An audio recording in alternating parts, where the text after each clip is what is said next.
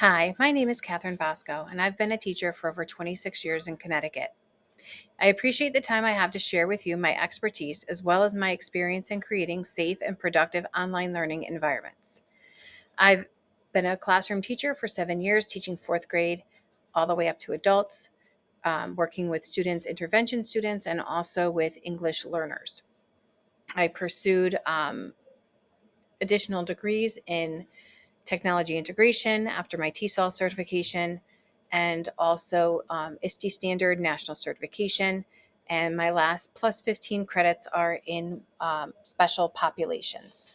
So I felt very prepared for when our educational foundation shifted into virtual and remote during the pandemic. And as we've come back into a situation, students being face to face, I've been able to do a nice blend of supporting students with technology and making their content accessible, as well as working with some students virtually at different schools within the district. So today I'm going to work with 4 EL students that are at the intermediate level. So their focus is really vocabulary. Today we will be working with Giovanna, Samuel, Anna Clara, and JV, and they're seventh grade students who do love to talk and have conversations. But we're working on Common Core Standard 7.6, which is author developing contrast and point of view. So as I begin the lesson, I'm going to ask each student, I'm going to welcome them and have them check in with me. So I may start something like this. So good morning. Thank you so much for joining me today. We're going to do a quick check-in and we are going to see how we're doing on a scale of 1 to 5. So if 1 was like you got hit by that nor'easter storm we had the other day, or 5, you feel like you're sitting on the beach and it's sunny and you're feeling happy. So I would then ask the students, you can either share out, you can share in the chat, or if you want to unmute yourself, go ahead. And I would take what students wanted to share. For example, thank you, Samuel. I'm sorry, today is a rough day for you. I hope you're better. And then maybe JV, how were you feeling after practice yesterday? Today's a 5. Good, that's 2 days in a row. That's awesome. So once the students were feeling comfortable, I would move into reviewing what we worked on the previous day. So that's what I'm going to do here. Today we'll be reviewing what we read yesterday for chapter 21 and then putting that together with some analysis of our characters and their actions. So I shared the Kami document with you after our session yesterday. So let's get clicked on it so we all can see what Miss Bosco has on her screen. And I want to make sure we're all on. So once I see your name pop up with your green dot, I'll know we're good to go.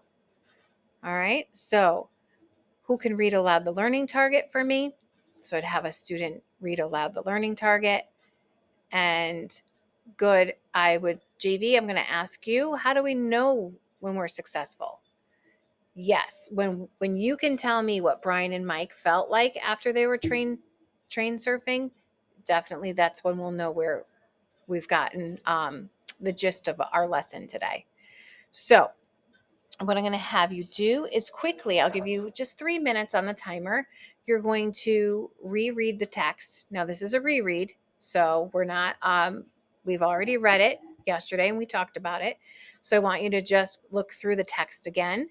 And as you're reading, we're reading it through, then we're going to talk about it. So I've marked each section of the text 1 through 7, and then we're going to talk about what we found in the text. So be thinking while you're rereading quickly about how the characters are experiencing the same event, but have different perspectives on what happened. How does one character influence the other? Do you think this will have a positive or negative impact on the story? So as you are reading, if you wanted to mark off with yellow what Brian thinks and what blue with what Mike thinks. And then I would have the students work collaboratively on the chart. They can add the evidence from the text. So I gave them a little reminder using the evidence from the text. Describe the actions of each character as they train surfed. Remember to include what was the same and what was different for each character so the students can work collaboratively on this document when they're all together. And then once we were done with that and we had our conversations, I would let the students know that I set them up into breakout rooms. And within those breakout rooms, they're going to work on their own way of showing Miss Bosco what the characters have with their points of view. So there are different templates here for the students. So if they take a look, they can do a comparison from Mike and Brian. They can pick any template they want. Here's how we're going to be assessed using that information. All right, so I start off with the positive and the proficient and work down towards what would be emerging. But I would also give the students the choice to be a little more interactive. If they weren't great with their talents, I would let them know. We can use the storyboard creator, and we're going to go ahead and click on that. And I would show the students that they could then build their comparison for Mike and Brian using the storyboard. So at that point, I would then turn the timer back on, and I would set students into different breakout rooms so they would have that opportunity to work quietly. But also let the students know, if you need me, just raise your hand. I can come see you. I will be into each room to visit everybody to do a check-in. But if somebody had a question, they can absolutely just raise their hand within the room and get my attention. So I'm hoping that you can understand where I would go in keeping students engaged in the lesson, keeping them on track. I've provided different opportunities to, we're reading, we're talking, we're writing, we're producing. So for my English learners, this is important.